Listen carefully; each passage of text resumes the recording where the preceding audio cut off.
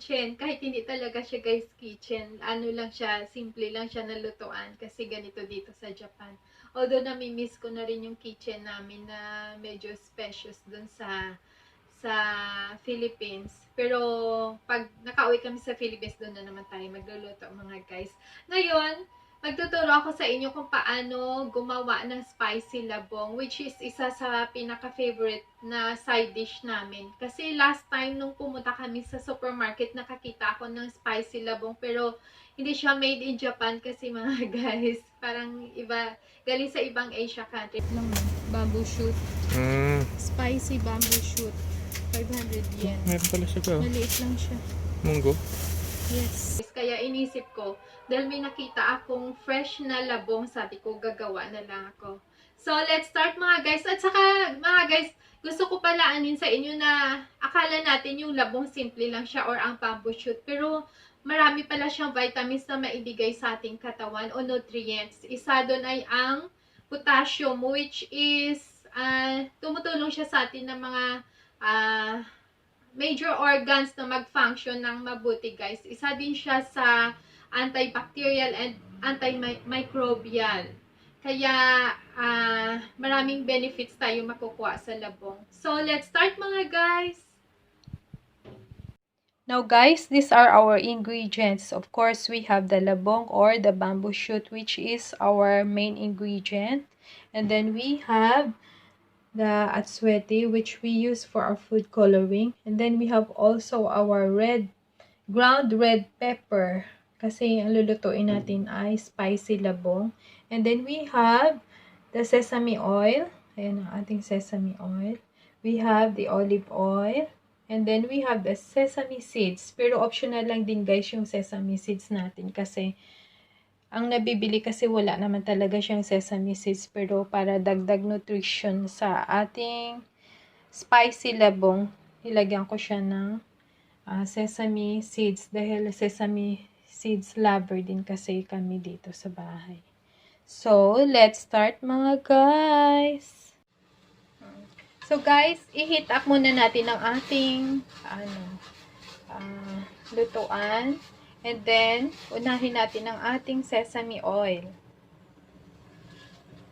Wala tayong ibang ingredients guys. Ano lang siya, simple lang siya na dish. Pero ano kasi natin siya pag ang ating ulam ay pritong isda, or paksiw, or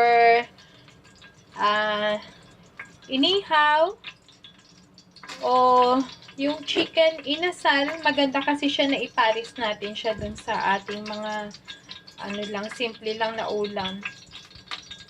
And then, nutritious pa rin siya. Tapos, ang ating atsuete ay tanggalin natin ang kanyang color by means sa ating pinainit na oil. Ayan siya. Wala tayong ibang ingredients, guys. Simple lang siya, pero masarap. Nakakagana siya kumain. Ayan na. Natanggal mo ang kanyang color. Ito pinaka-color natin.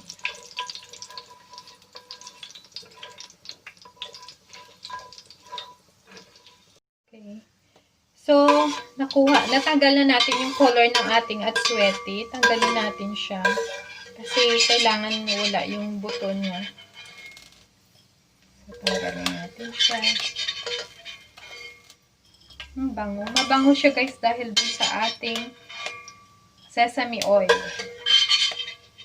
Guys, natanggal na natin lahat yung seeds ng ating atsuete. Okay, be sure na matanggal natin siya, no, para hindi siya pag nakain na natin. Tapos, next is our sesame seeds. Ilagay natin ating sesame seeds. So guys, ang first natin na ilagay sa ating pinainit na oil, na olive oil at saka sesame oil, ay lang ating sesame seeds para maluto din yung ating seeds bago natin ilagay yung ating labong. So, ganyan lang siya kasimple, guys. Kaya, mga 5 minutes mamaya, meron na naman tayong spicy labong. At saka, kaya oil yung ginamit natin, guys, para yung pinaka-preservatives kasi natin, para mag-last siya ng matagal, na hindi siya mag-expire kaagad pag hindi natin siya maubos. Yung oil kasi isa din siyang preservatives. Kaya yung pinaka-preservatives natin.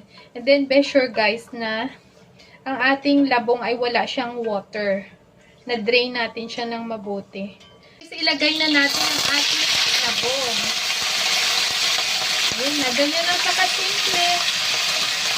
Pero alam nyo guys, ang mahal. Mahal kasi siya.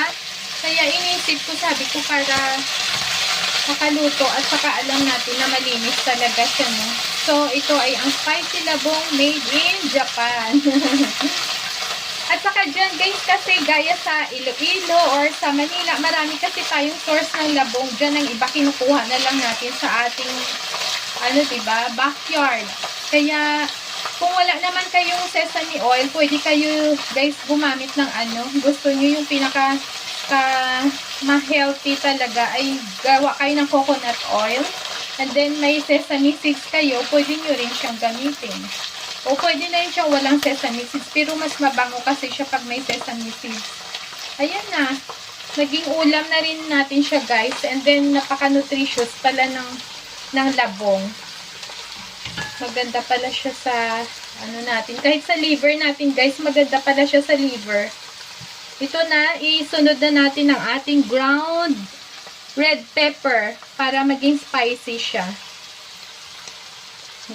Tansyahin lang din natin kung anong gusto natin na kasi yung papa namin dito siya spicy lover siya, kaya ayan na guys. Hope nagustuhan nyo ulit ang ating bagong menu na spicy labong. Kaya marami tayong labong dyan sa Philippines. Tapos guys, huwag nyo siya kasi mostly kasi pag nagluto ng labong, pinipiga nila. Pag pinipiga kasi natin yung isang gulay, nawawala ang kanyang nutrition. Kaya huwag natin siya pigain. Pabayaan lang natin minsan. Wala naman din talaga siyang lasa na basta maayos yung pagka-slice natin. So ayan na mga guys.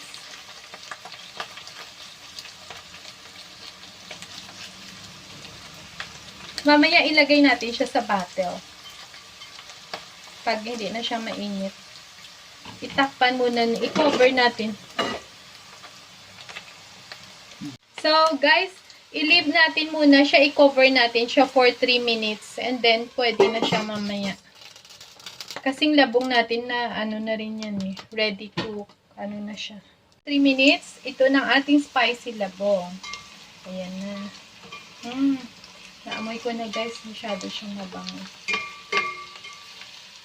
Kasi na pre-boil naman yung labong natin dito. Kaya lang. Pero pwede na rin natin siya guys na hindi na rin nyo i-boil yung para na-retain yung kanyang nutritious effect ng ating spicy labong. So, tanggalin na natin siya.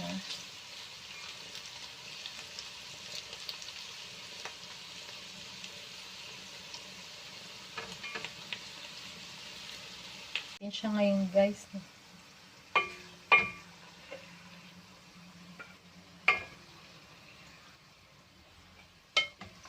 Ito na ang ating spicy labong.